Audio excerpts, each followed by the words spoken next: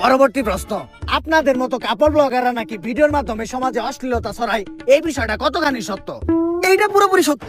আমরা অশ্লীলতা ছড়াই, কারণ অশ্লীলতা মানে ভিউ, ভিউ মানে টাকা, টাকা মানে ব্যবসা। আমরা কাপড় ব্লগার, আমাদের কোনো লজ্জা শরম নাই, তাই আমরা খুব ইচ্ছা খাই। আর দোষ যে আমাদের একার, বিষয়টা এমনও না। মানুষ অশ্লীলতা দেখে, তাই আমরা অশ্লীলতা করি। এই যেমন ধরেন, আপনি এই ইন্টারভিউ টাইটেল দিলেন, ভাই আর ভাবির ইন্টারভিউ নিলাম, তাইলে এই ইন্টারভিউতে তেমন একটা ভিউ হইব না। কিন্তু আপনি যদি এই ইন্টারভিউতে টাইটেল দেন যে ইন্টারভিউ নেওয়ার সময় ভাই ভাবিকে দিল, তাইলে মিলিয়ন মিলিয়ন ভিউ। দিল মানে কি দিল? ভাই ভাবিকে সাদিয়ে দিল। বুঝি না, মানুষ অগরে সহ্য করে কেমনে? পরবর্তী প্রশ্ন, মানুষ বলে আপনাদের মতো কাপড় ব্লগারদের নাকি পার্সোনাল লাইফ বলতে কিছু নাই, আপনারা সামান্য ভিডিওর ভিউর জন্য নাকি ছবি দেখান, এই বিষয়টা কেমনে কি? এইটার সাথে আমি একদমই একমত হইতে পারলাম না। কারণ আমরা স্বামী স্ত্রীর পার্সোনাল লাইফ কখনো ভিডিওতে আনি না। যেমন আপনি যদি আমার কন্টেন্ট গুলা দেখেন, গাইস, আপনারা জানতেন যে এতদিন আমি আরো প্রেম করতাম, বাট ফাইনালি আমরা কইরা ফেলতে হলো বিয়া। আর আজকে হবে আমাদের বাসর রাত। আর বাসর রাতের ভিডিও আমরা কাপড় ব্লগাররা আপলোড দিতে পারি না, কারণ আপলোড দিলেই ফেসবুক ডিলিট করে দেয়। যার জন্য আমরা অডিও আপলোড দিয়ে দিব, অডিওটা শুনেই আপনারা ভিডিওর মজা নিয়ে নিবেন। আর আপনারা হয়তো ভাবতেছেন যে আজকে বাসর রাত, তারপরে কেন খাট সাজাইনি, খাট সাজাই লাভ কি, নষ্ট হইতে গেলাম। গতকালকের ভিডিওতে আপনারা দেখছেন যে আমার আর আপনাদের ভাবির ছিল হইলো বাসর রাত, আর আজকে আপনাদের ভাবি 1 মাসের প্রেগনেন্ট।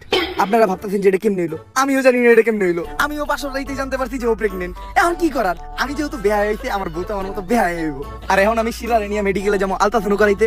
আর এই ভিডিওতে যদি 1000 কমেন্ট হয়, তাহলে আমি আপনাদেরকে জানাবো এই বাচ্চার বাবা কেডা। গাইস, এখন আপনাদের ভাবি হলো 3 মাসের অন্তঃসত্ত্বা। আর আপনারা জানেন যখন মহিলারা প্রেগনেন্ট থাকে তখন তাদের পুষ্টিকর খাবার খাওয়াইতে হয়। তাই আমি ওর জন্য নিয়ে আসছি আপেল আর আঙ্গুর, কিন্তু আমি এটা ওরে খাওয়াবো না। কারণ এইটা খাওয়াইলে পেটে থাকা সন্তান পুষ্টি পাইবো, আর পুষ্টি পাইলে ওই সন্তানের মাথায় বুদ্ধি হইব। আর কোনো বুদ্ধিমান ব্যক্তি কখনো কাপড় ব্লক করে না। আর ওরে তো আমি বড় হওয়ার পর বউ সেই বানাবো, তাই এগুলো আমি খেয়ালাই।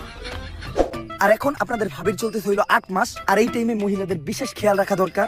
এই অবস্থায় ওয়াশরুমে যাওয়ার সময় তারা পা পিছলা পইরাও যাইতে পারে, আর পইরা যাওয়ার পর নবজাতকের ক্ষয়ক্ষতি হইব। তাই আপনাদের করণীয় কি, এই টাইম থেকে আপনার ওয়াইফরে আপনারা ওয়াশরুমে বন্দি রাখবেন।